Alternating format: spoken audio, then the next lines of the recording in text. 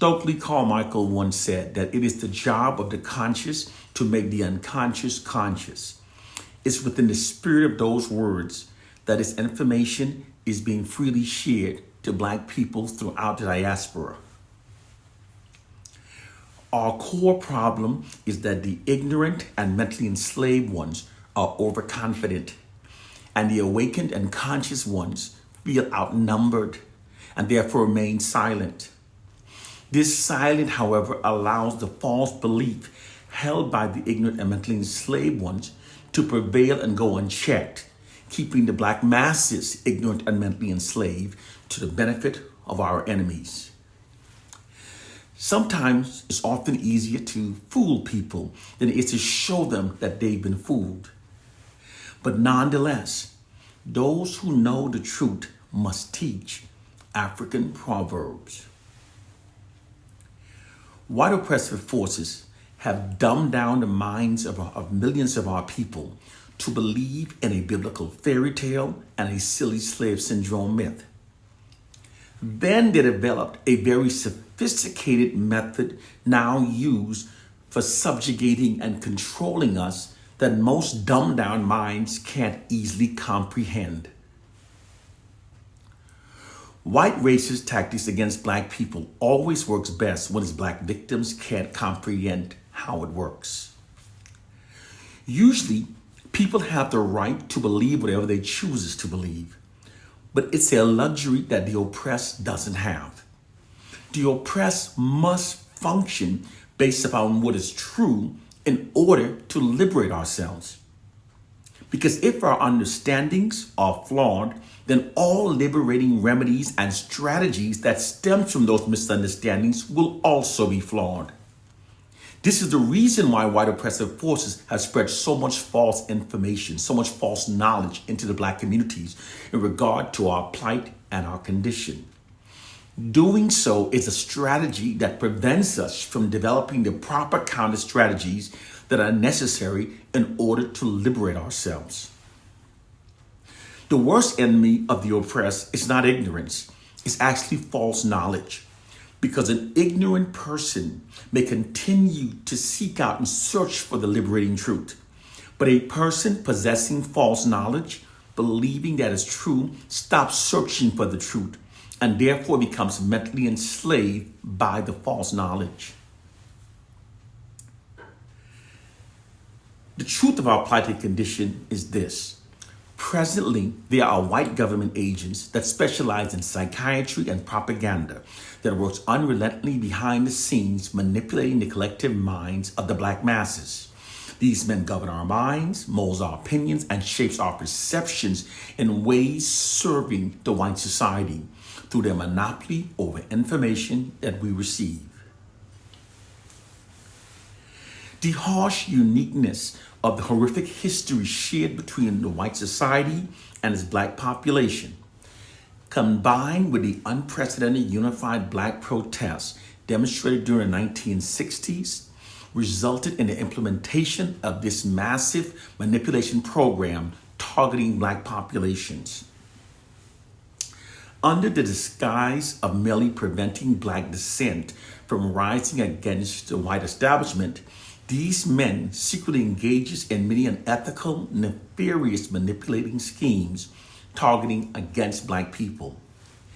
They determined a long time ago that they could subdue and prevent unified Black protests against the white establishment by perpetually keeping Black people believing the fraudulent worst narratives about ourselves. Doing so demoralizes us, divides us, creates Black self-loathing, and shifts Black collective aggressions away from the white society and redirected towards ourselves. It's the true reason why many Black people are now self-loathing, perceives ourselves as being our own worst enemies, and reveres and defends Caucasians in spite of such a brutally horrific history to the contrary. This is the hidden reality. They determined that as long as they keep Black people within this condition, they'll be able to rule over us forever. The details of the history and the reason this was done. During the 1960s, African Americans' unified protest against the U.S. system of white supremacy was unprecedented. African Americans confronted it on all fronts. It was confronted through civil disobedient tactics, militant means, nonviolent protests, and with black lawyers pleading for equality within America's highest court.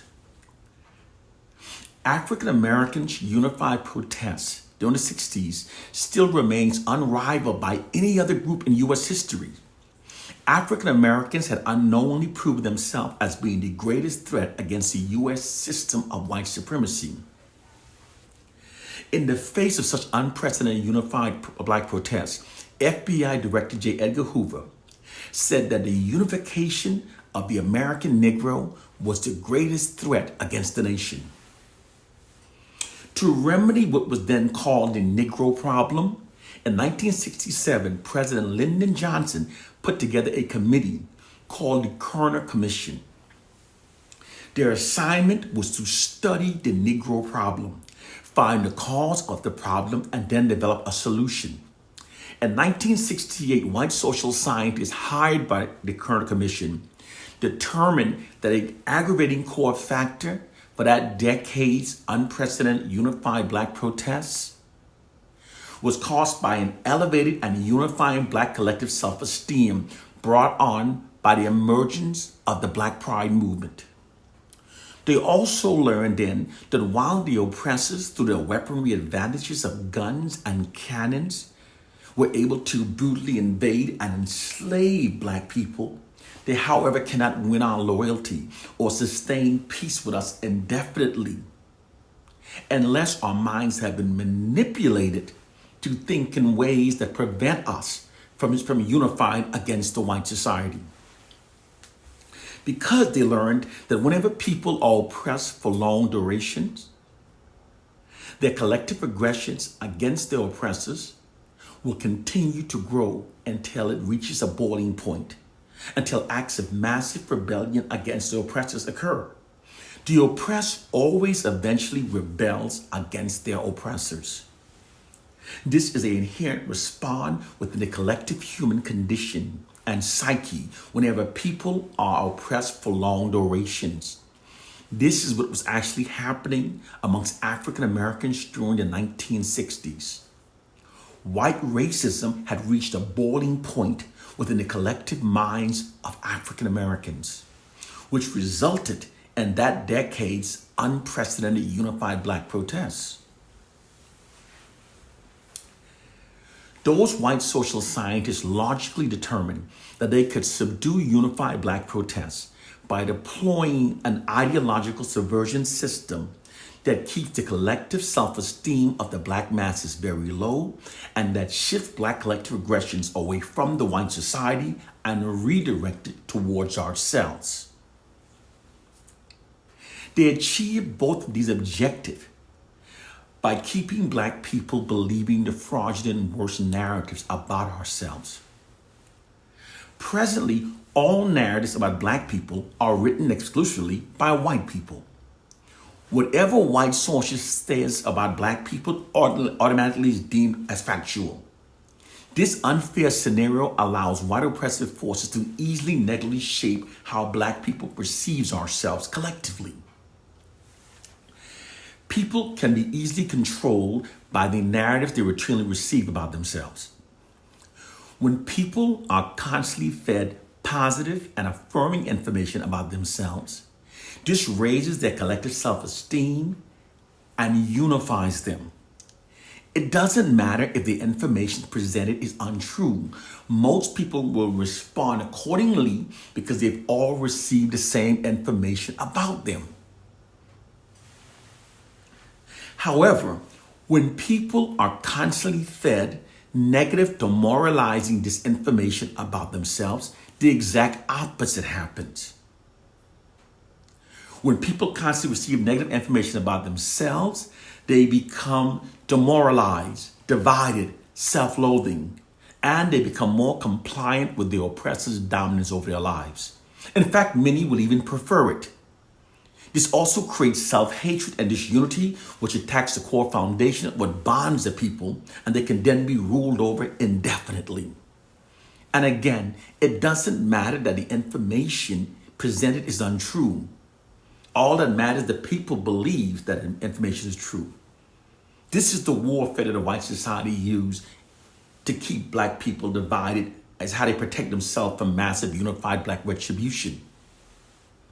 This second example is precisely what white oppressive forces are doing to black people. The white media's unrelenting negative depictions of black people that amplifies the negative to such a point that it distorts our reality is much more than just biased media reporting. Much more than that. It's actually a black racially demoralizing, divide and rule psychological warfare campaign. Demoralize, divide, and rule is the method of maintaining control over a targeted population through constant and unrelenting demoralization in order to create self-hate and division between the targeted population. Is the truth that they hide from us. Demoralizing, divide, and rule is a well-proven psychological warfare tactic that has been used for a long time by the oppressed for subduing targeted population. It's also a well-documented one. Yuri Benzanov, a former KGB expert in psychological warfare who defected to the US during the early 1970s, said that whenever those in power want to brainwash a targeted population to think and behave as they want them to, they always heavily demoralize them. This divides them, makes them self-loathing, and makes them much more easier to control and subjugate. Dr. Chus Milov, a psychoanalyst, says that demoralization of a target audience is the next step in successful mind control. Joseph Goebbels, Adolf Hitler's chief propagandist, said that demoralize the enemy from within. This is the warfare of the future. Throughout history, oppressors have often deployed demoralizing psychological warfare against the oppressed. Because when the oppressed are demoralized and made self-loathing, they are much more easier to control and subjugate. This nefarious demoralization practice was never abandoned.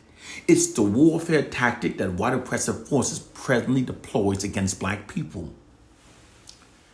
This isn't some feeble-minded conspiracy theory. It's in fact so obvious that it's only by not critically thinking that it cannot be seen. You can see it with your own eyes. All you have to do is start critically thinking. When critically thinking, it becomes obviously clear just how cartoonishly unrealistic it actually is that virtually all information that we receive about ourselves from white sources are consistently negative and black racially demoralizing. That's cartoonishly unrealistic at the rate that we're receiving it. The white society exclusively writes all black people's narratives. The white society therefore literally owns black people's interpretation of our collective state. Now ask yourself, when in history did the white society ever earn our blind trust? They never have. Furthermore, ask yourself, when did the white society ever earn the credibility to exclusively control what black people believes about ourselves? They never did. They've always told lies about us. They've transformed their monopoly over information that we believe about ourselves into their greatest weapon used for subduing unified black protests by keeping the black masses demoralized, divided, and self-loathing.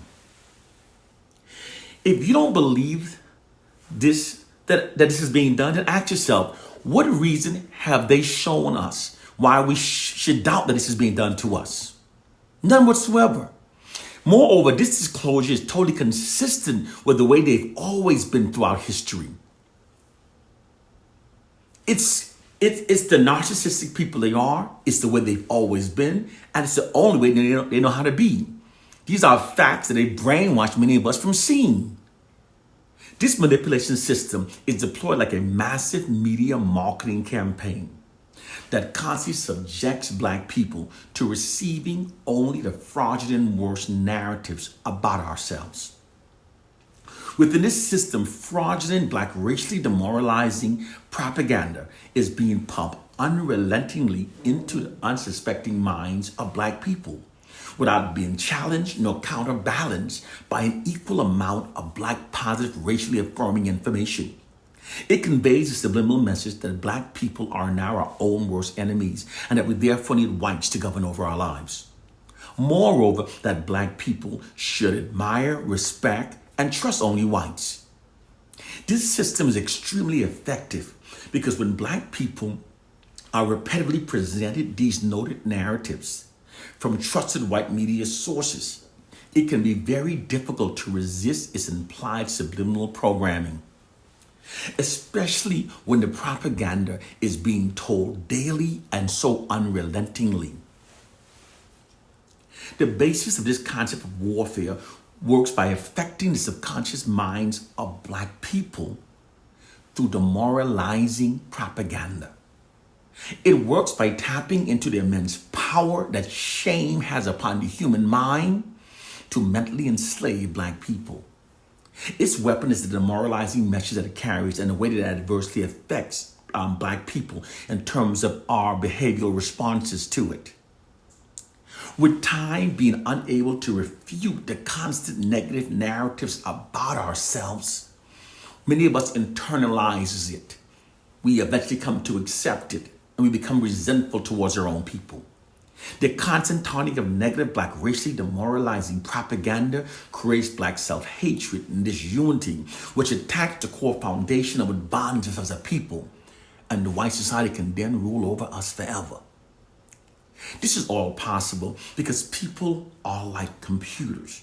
All you have to do is keep giving them certain information every so often, and you can persuade an entire generation towards an implied objective.